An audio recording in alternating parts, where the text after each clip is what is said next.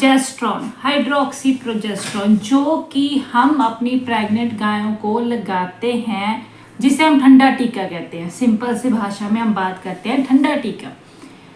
Load से ज़्यादा इसका इस्तेमाल और बिना सोचे समझे अगर आप ये ठंडा टीका प्रोजेस्ट्रॉन अगर ऐसे ही जब मर्जी लगा देते हैं तो ये बहुत ज़्यादा नुकसान कर देता है।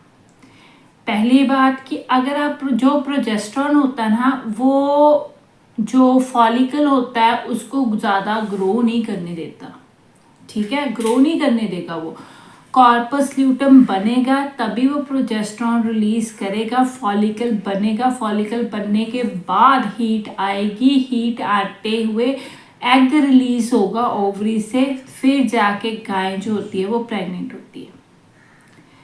कुछ एआई वर्कर्स क्या करते हैं कि जैसे कई केसेस में वो देखते हैं कि गाय ने ब्लीडिंग कर दी है, हीट आई थी, वो ब्लीडिंग बहुत ज़्यादा करती है, तो वो क्या करते हैं कि एआई के बाद में ही प्रोजेस्ट्रॉन लगा देते हैं, जहाँ एआई के साथ में वो प्रोजेस्ट्रॉन लगा देते हैं। ये एक्चुअल में फील्ड में देखने को मिलता है कि ब्लीडिंग देखी है एआई वर्कर्स ने, जहाँ किसी डॉक्टर ने, तो वो क्या करते हैं उसको प्रोजेस्ट्रॉन लगाते हैं। ये बहुत बड़ी गलती होती है, ऐसी गाय कभी प्रेग्नेंट नहीं होती है।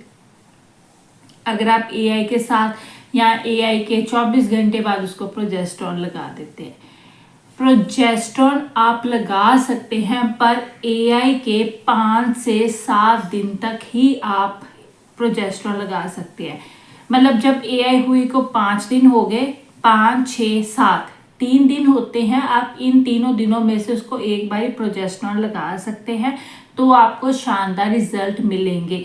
इसके पीछे का कारण ये होता है कि अगर आप उसको 5वें दिन पर प्रोजेस्ट्रॉन लगाते हैं तो उसके अंदर डबल सीएल की फॉर्मेशन होती है, 2 कॉर्पस ल्यूटम बनते हैं, जिसकी वजह से गाय में जो प्रोजेस्ट्रॉन की मात्रा होती है वो बहुत ज़्यादा बढ़ जाती है। बढ़ने के साथ साथ जो गाय में अर्ली एम्ब्रियोनिक डेथ के केसेस आपको मोर्टेलिटी देखने को मिलती है, वो आपको इन केसेस में नहीं मिलती जिन गायों में प्रोजेस्ट्रॉन की मात्रा बहुत ज़्यादा हाई होती है।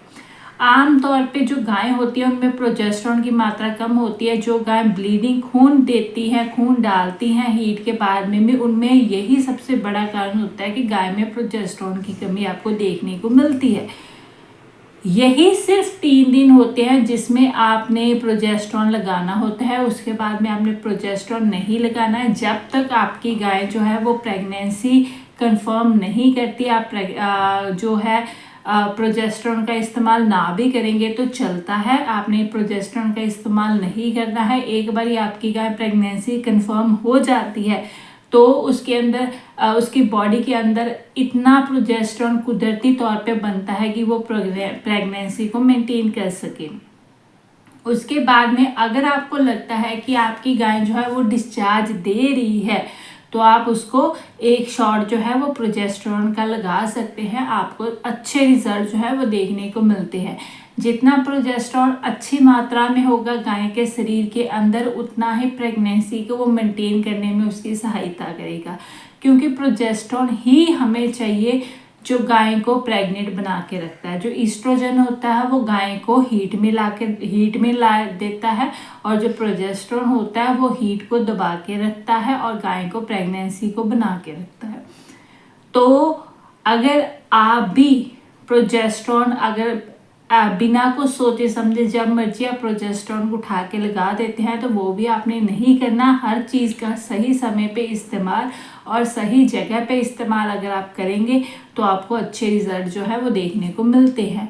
तो लास्ट में भी यही एआई के 5 से 7 दिन में आपने प्रोजेस्ट्रॉन लगाना है, उसके बाद में आप प्रेगनेंसी को चेक कराइएगा।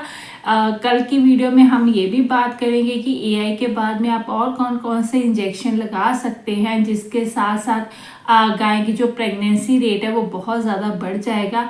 तो हम कल इस वीडियो को लाने की आपके लिए कोशिश ज़रूर करेंगे। उससे पहले आप हमारा चैनल ज़रूर सब्सक्राइब कर लीजिएगा। अगर आप वीडियो को पहली बार ही देख रहे हैं तो लाइक एंड शेयर ज़रूर कर दीजिएगा। कोई भी गलती आप प्रोजेस्ट्रॉन लगाने की एआई के साथ आपने नहीं करनी, नहीं तो फिर आपको बुरे नतीजे जो है अच्छे रिजल्ट्स आपको देखने को नहीं मिलेंगे।